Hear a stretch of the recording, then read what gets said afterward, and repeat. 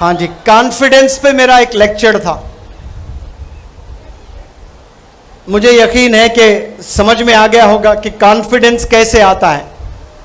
बहुत सारे बच्चे बोलते हैं ना कि कॉन्फिडेंस की कमी है सर मुझ में।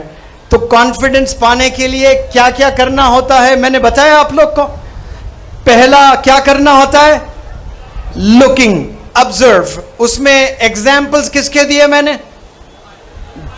Drivers, umpires. ये चीजें याद रखें आप लोग, ये चीजें याद रखें। सिर्फ बोलने से नहीं होता है, अमल भी करना है आपने। मुझे यकीन है कि आप अमल भी करेंगे इंशाअल्लाह। और आपने एक चीज अंग्रेजी में कभी सुना है कि impossible is nothing. Impossible is nothing. मैंने कई सारे कोट्स लिखे हैं इंग्लिश में। वो कोट में एक कोट मैं पढ़ना चाहता हूं कि I can make something out of nothing.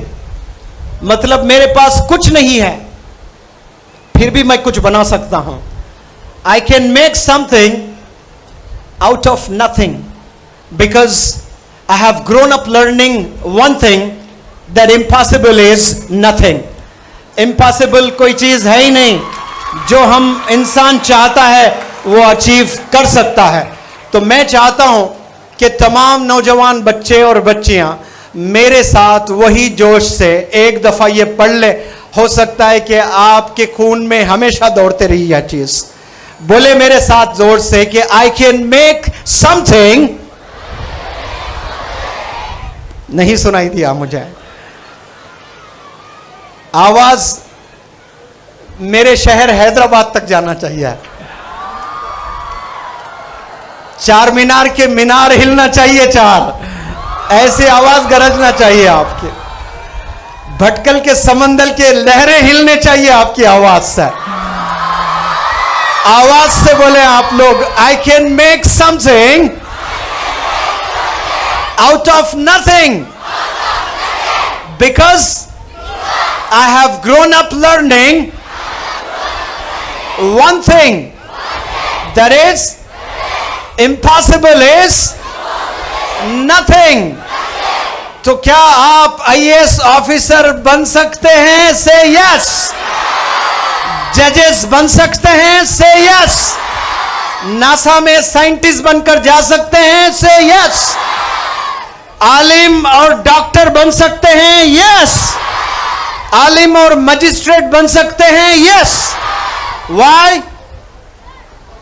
Because impossible is nothing. आप कर सकते हैं। एक मैं मिसाल देता हूं आपको। 2011 में इंडिया इस्लामिक कल्चरल सेंटर में, वैसे 2008 से मुझे बड़ी मकबूलियत इंडिया इस्लामिक कल्चरल सेंटर से मिली है। मैं हैदराबाद के सियासत के मैनेजिंग डायरेक्टर जहीरुद्दीन खान साहब को शुक्रिया अदा करता हूं कि उन्होंने मुझे दिल्ली ले जाकर सिराजुद्दीन कुरैशी साहब से मेरा सामना करवाया, इंट्रोड्यूस करवाया। और 2008 से वहां पर्सनालिटी डेवलपमेंट वर्कशॉप मैंने करना शुरू किया 40 दिन का। और वहां से मुझे एक्सपोजर मिला। तो हिंदुस्तान के 22 स्टेट्स में जा जाकर मैंने 40 दिन रहकर पर्सनालिटी डेवलपमेंट वर्कशॉप किए। दुआ करें कि एक 40 दिन का वर्कशॉप भटकल के इस बेहतरीन इलाके में भी जल्द से जल्द हो जाए।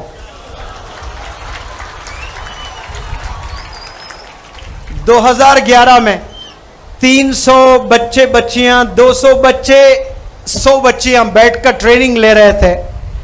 20 दिन गुजर गए थे। 21वें दिन शायद मैंने एक मोटिवेशनल लेक्चर दिया उन स्टूडेंट्स को, those who didn't turn up the days, those who didn't come up the days to deliver their talks, जो स्टेज पे एक दफा भी 20 दिन में नहीं गए, उनको मैंने जबरदस्त मोटिवेशनल टॉक दिया। तो उसमें एक बच्ची ने हिम्मत की और बिल्कुल किनारे से आहिस्ता चलते हुए वो स्टेज पर आई। आकर बिल्कुल स्टेज के बीचों बीच खड़ी हुई।